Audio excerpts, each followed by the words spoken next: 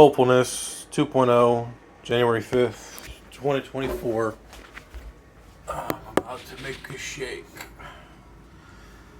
I went to bed around 2:30 this morning and woke back up at about 7:30, and I haven't really been able to feel like a functioning person for all of it. I did, however, change out dishes in the dishwasher, so it's nearing somewhat, I think, the end of its cycle. If I'm yeah, there it is. I was like, where is my scale?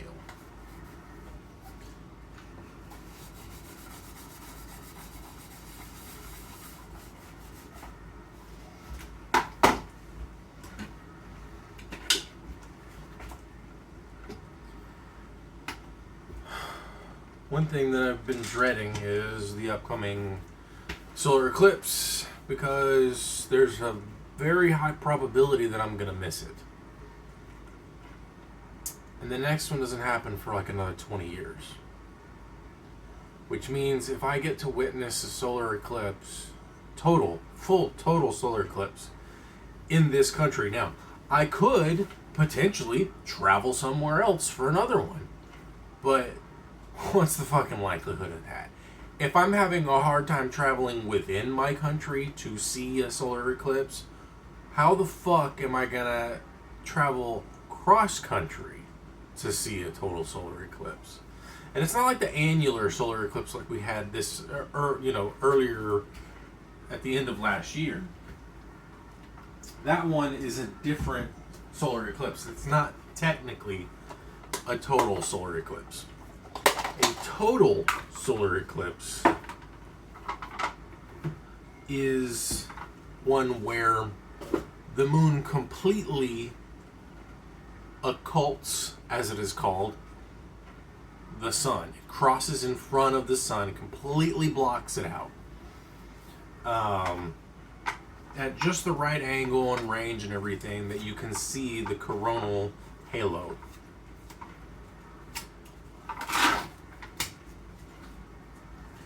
I missed the one in 2017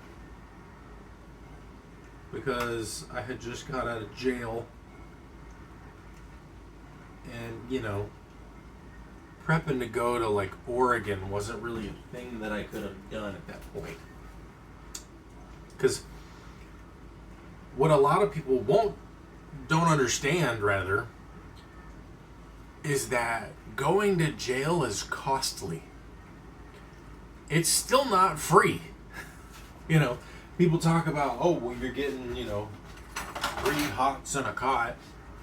I don't remember getting more than 1 hot. And the cot sucked. In fact, the whole experience was so bad that I started cutting with a razor that I found. And so I started just slicing across my fucking wrist, because the experience was uncomfortable enough for me to do that. They might say, well, that's it, you're just uncomfortable. That's just shut up. A person who brushes off someone's experience because they don't know how to word how bad it feels, those people, where the fuck did I put you? Those people can just fuck right off. They don't deserve attention, conversation, anything.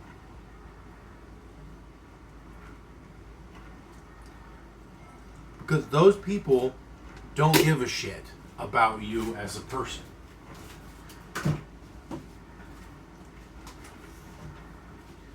Akin to Taylor Tomlinson's bit about arm floaties and how she found out that she was bipolar. And she's like, I wasn't exactly sure I was going to tell anybody about this. And then she's all like, fire sale, everything goes. Because she's, a comedian like that.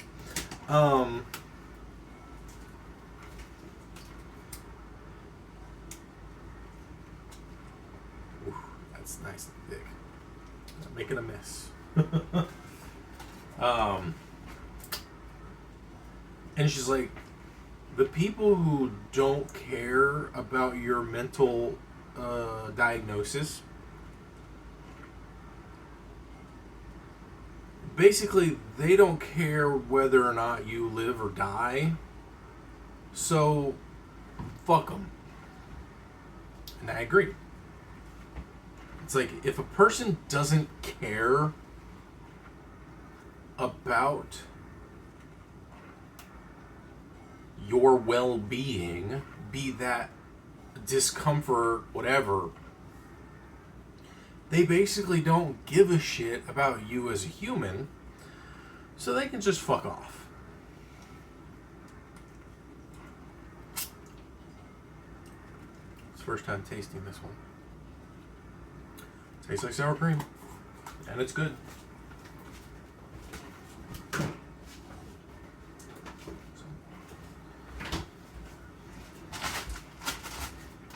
I don't know if there's going to be enough in here. Probably not. It's okay. Because I got more.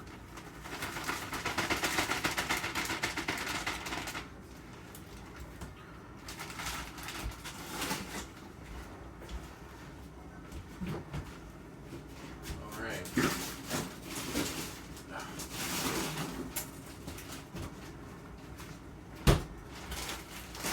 Also have my ice cream set up, if you will.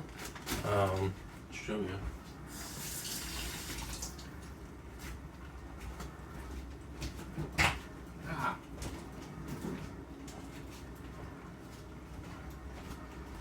So I didn't put anything but these little bad boys in here, but it's nice and frozen all the way up the side. So now I can make me some ice cream in here.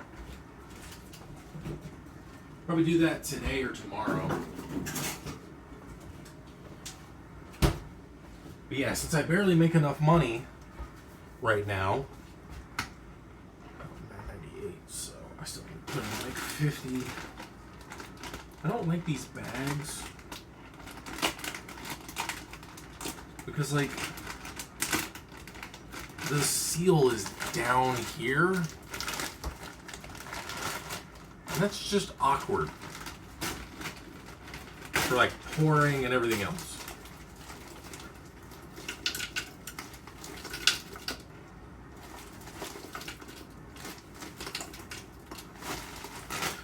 That's a little too much, but it's whatever. It'll be fine.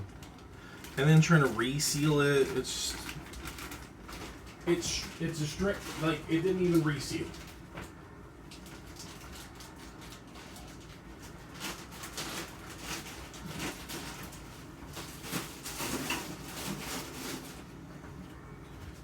It's like you have to second guess yourself and everything about whether or not it's gonna work. Just, it feels impractical on all scales.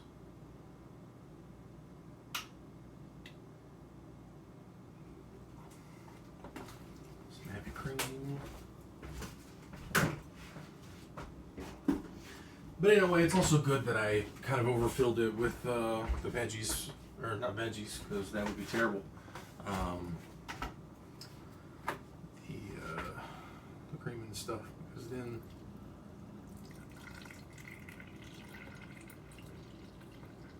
helps balance out all of the dairy that I'm putting in here.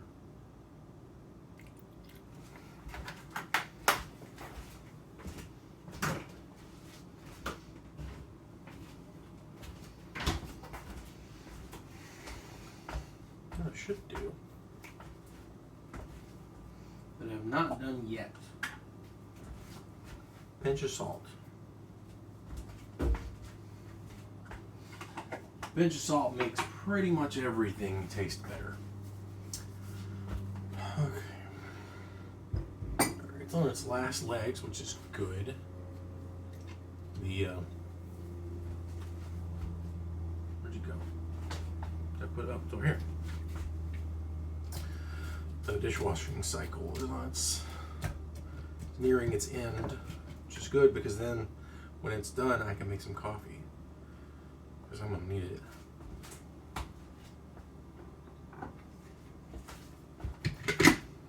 about to make some noise. There you are. I need to get back to organizing shit. I had it organized at one point. It's not locked in there right. There we go. Alright. Loud noises incoming.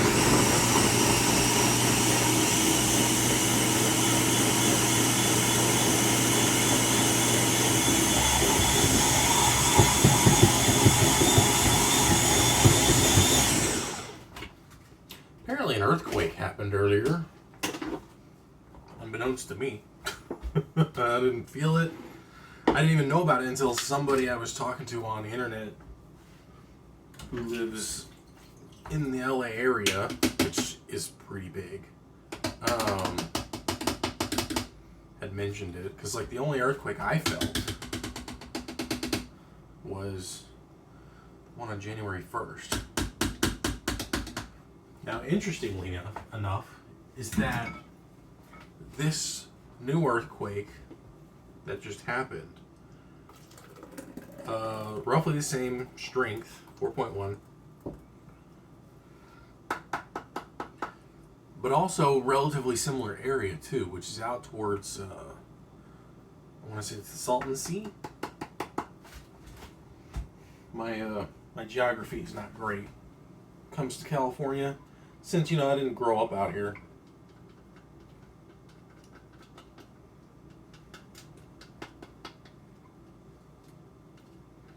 And when I was taking my geology classes and my one geology class, which was oceanography, it didn't really talk about the local stuff that much.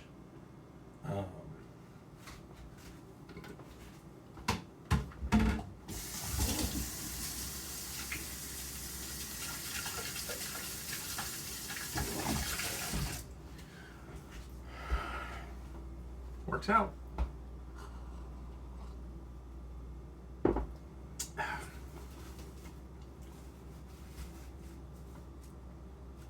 Yep, good flavor combo. I wish the yogurt was whole fat, but I can't ever get that at the grocery store, which sucks, but it's whatever, because it tastes a little better. But yeah, since I'm not making that much money, and I'm pretty limited in my hours, I'm just making enough to get by, and I'm supposed to be getting food stamps at some point. I don't know when the fuck those are gonna happen. But yeah. So I've got to deal with that. And so I don't have much for savings. Like, I did pay my rent. I had like $1,000 left over. And that was after, I think, I'd have to check. But it should be roughly after I had bought all my groceries, which, again, in the previous one was like over $200. And one might say, wow, you spent $15 just driving. That's so much money. True. I have to pay for parking. I have to pay for insurance. I have to pay for gas. I'm not paying for maintenance. I don't have to inflate the tires or change out the windshield wipers or anything like that. It's $15 for a couple days. It's roughly equivalent to the amount, like, in a previous video, I basically broke it down to where, like, it's roughly the same price as a car rental from anywhere. But it's on a shorter timeline. Because, like, if I had rented it for, 3 days or something at the rates that, it's going for, it's roughly the same price as, going like an Enterprise and getting a car. But yeah, after rent and everything's been paid, about $1,000, which would be enough technically. But that would be just enough. Like, maybe. It would be barely just enough. Like, I'm gonna look at the numbers And I'm going to keep trying to make sure that I'm getting my hours in and everything and making the money that I need to make. But that I've got what?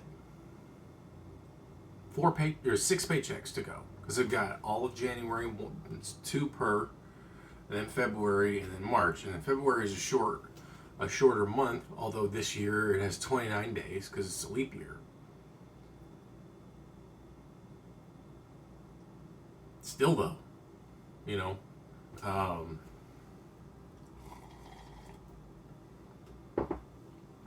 and I mean, I don't spend too much money on stuff, on extra shit, but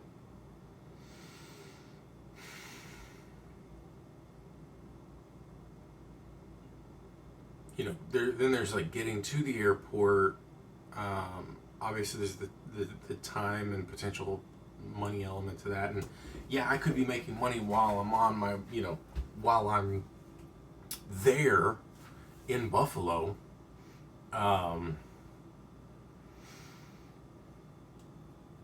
while that will mitigate my costs, like I still haven't, I have to be able to pay for the reservation. I also have to be able to pay for the car rental.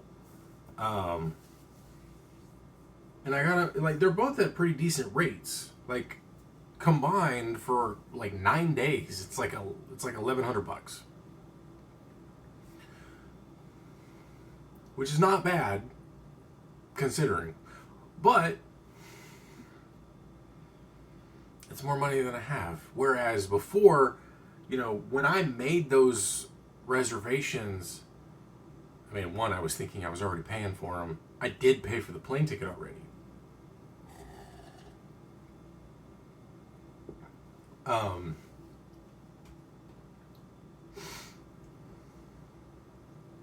Now, one thing that I could do, which would not be wise, especially considering, you know, like I actually went back and I watched my wrap butter video because I was looking at the list of videos and I was like, why does this one have so many more views? And I was talking about multiple things in it, of course. One, you know, Eminem rap god lyrics and tongue twisters and stuff, but I was also talking about like credit cards, credit card debt and stuff.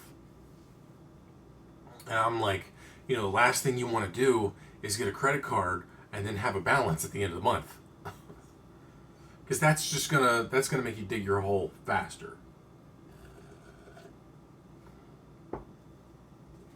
Like, getting a credit card, the balance and everything that's on it should be something that you can handle. It shouldn't be used as a safety net for things that you already cannot handle.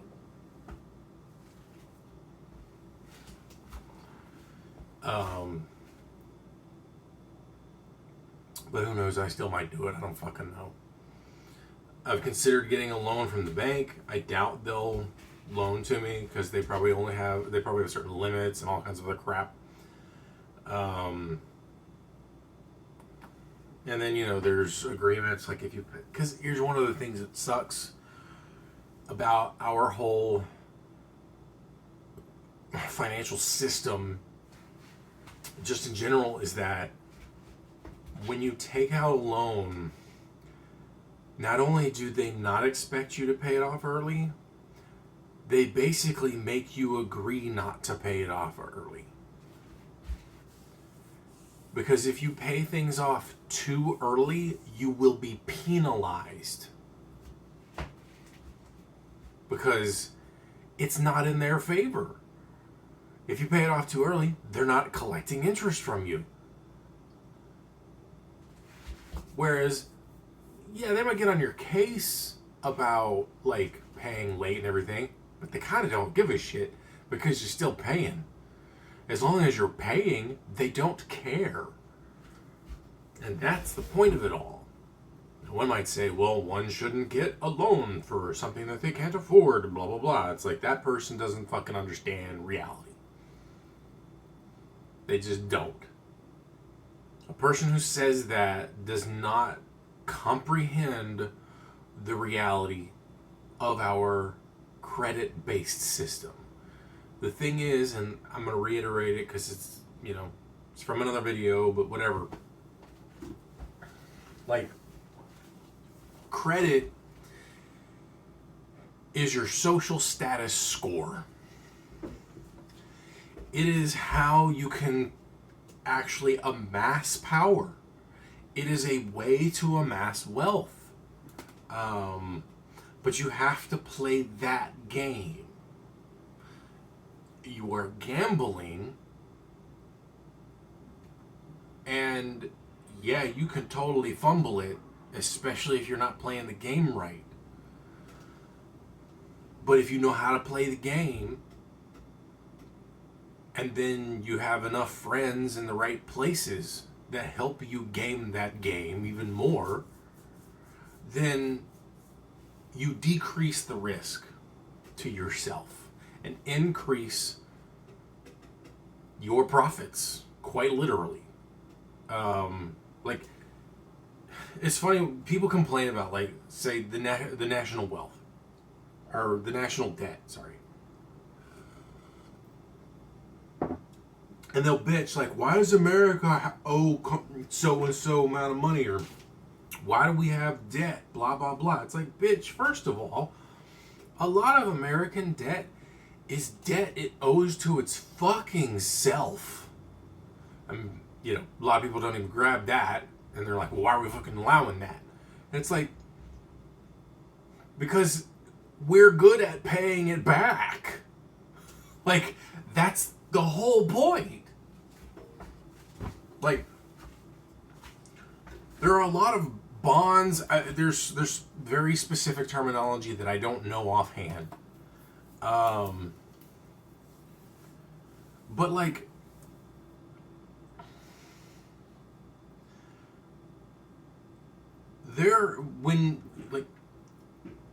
a lot of the money that people get when they put money into the stock market, when they get certain kinds of bonds, that's America, the country, basically saying, okay, I'm going to borrow that amount of money from the pile.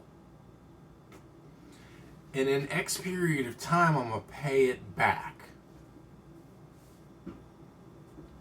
Now, if everything goes right, they're going to make more money.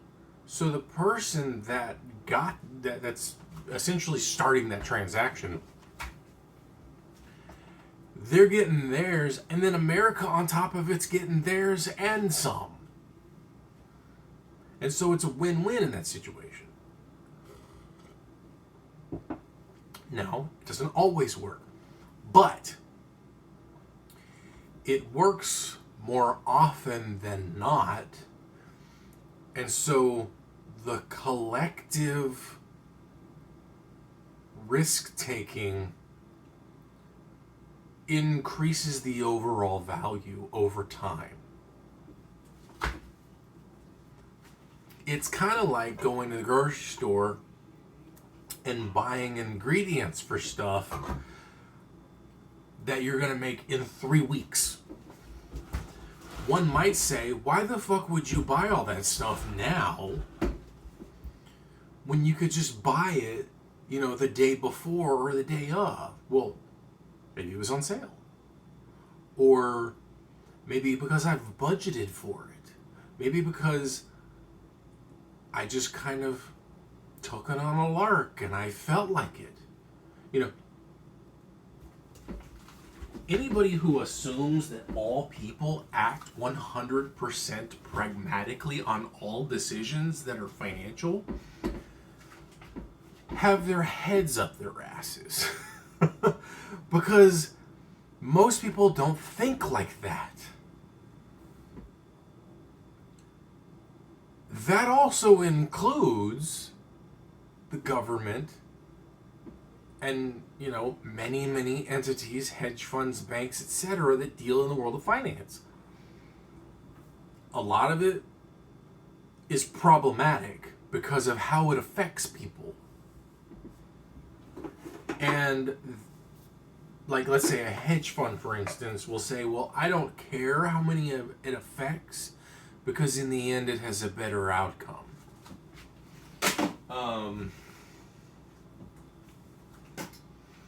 And that's a pretty psychopathic way of looking at things. It's pretty sociopathic.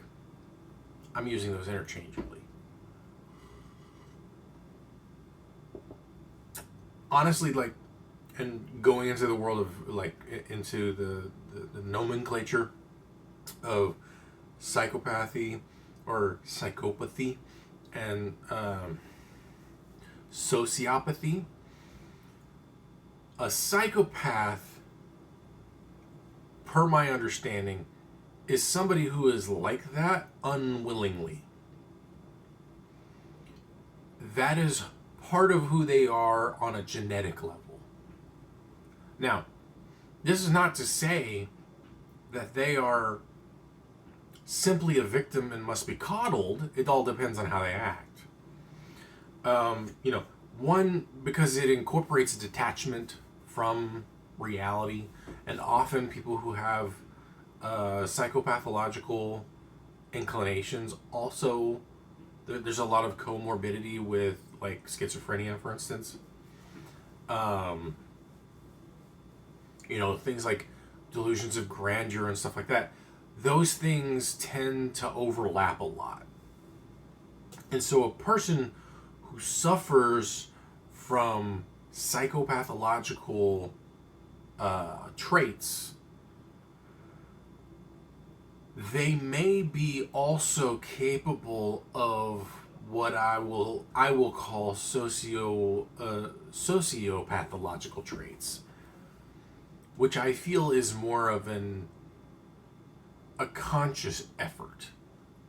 Like, they understand on some scale certain things, and so they act in this direction. They may not think of themselves as acting like a sociopath, while they still are. And sociopaths don't require having psychopathy.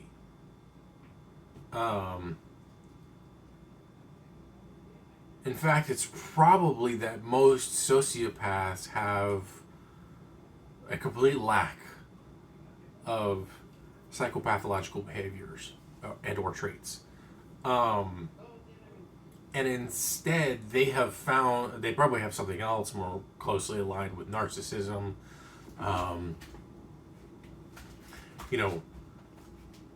When you have people who treat other people poorly, and then they know it and don't care,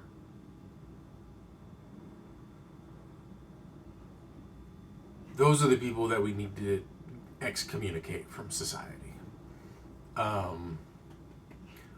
Unfortunately,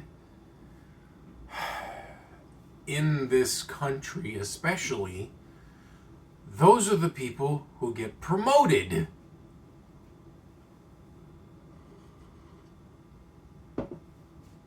Because their underlings also have similar sociopathic traits, just not to the same degree. So they care about the money more than they care about what it takes to get the money on some scale, on some sort of like balancing act scale. But they're willing to let this person do most of that stuff because that person gets the job done. And much of our country is run by those people. So excommunicating them would be very difficult because they would be the ones in power doing it.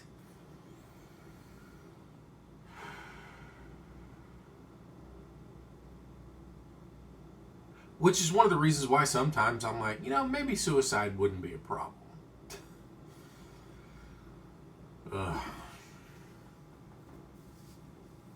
But a song that, and to kind of go along that same line, not of suicide, but sort of like the going away part. And, like going back to the possibility that I might not be able to witness this solar eclipse is Michelle Branch's "Goodbye to You" song. I believe it was her debut song, and it was very, I think, initially released in 2000, but like widespread release was in 2001. So it's over 21 years old.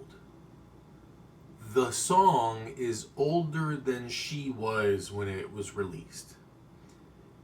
It's older than 9/11, which in of itself is already legally old enough to drink in America, which doesn't make sense, but it also makes sense.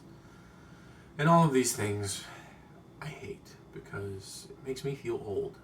And I'm only 42. I'm not that old, but I'm definitely middle-aged.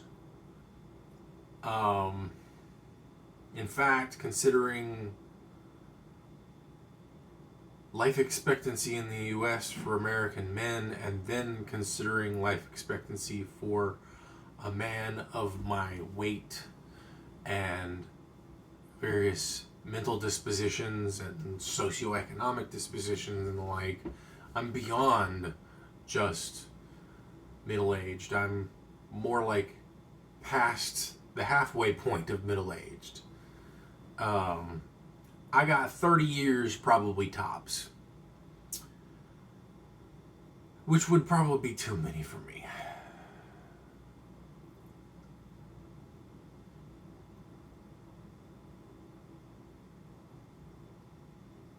But Michelle Branch's song "Goodbye to You" kept popping up in my head, and I was like, I might have to say the same to the Buffalo trip, which sucks.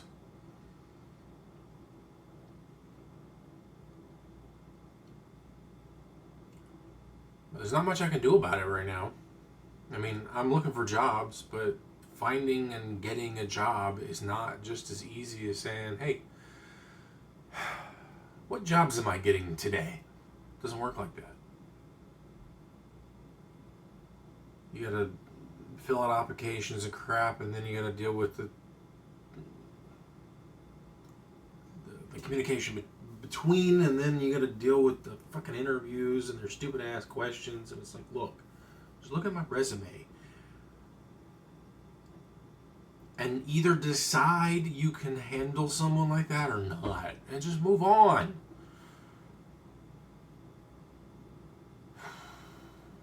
I used to be good at interviews because I could like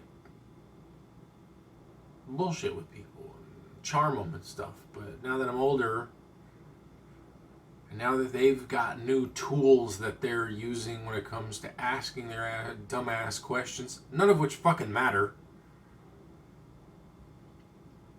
It's like, why do you think you would be a good fit here, or why do you think, we should choose you over somebody else? I don't give a fuck. You make that choice, not me. That's not my choice to fucking make. How can I make that choice for you? How can I even discern that information for you?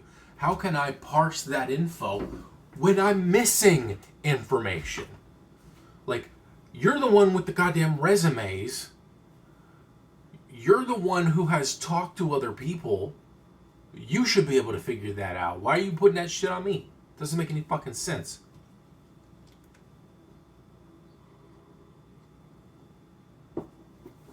And I know, as I get older, there will be age discrimination against me, because despite the fact that it's illegal, it's still going to happen. Because all you have to do is just avoid making it seem like it's obvious.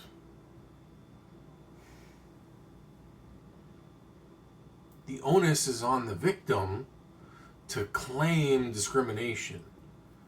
It's not like businesses are out there, tattling on them fucking selves.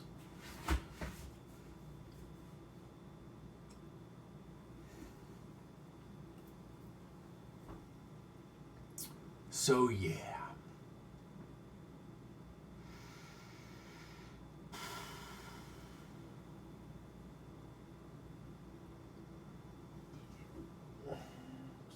baking stage. It should be done soon. So then I can make coffee and I can take a quick shower and I can get ready and go to the library that closes at like 5 or 5:30 today. Get in like 3-ish hours of work. And then do something similar tomorrow. And ideally be done for the week. We'll see. But hopefully I won't be saying goodbye to you to the solar eclipse. Unless I'm out there watching it with my eyeballs. Only time will tell. Have fun.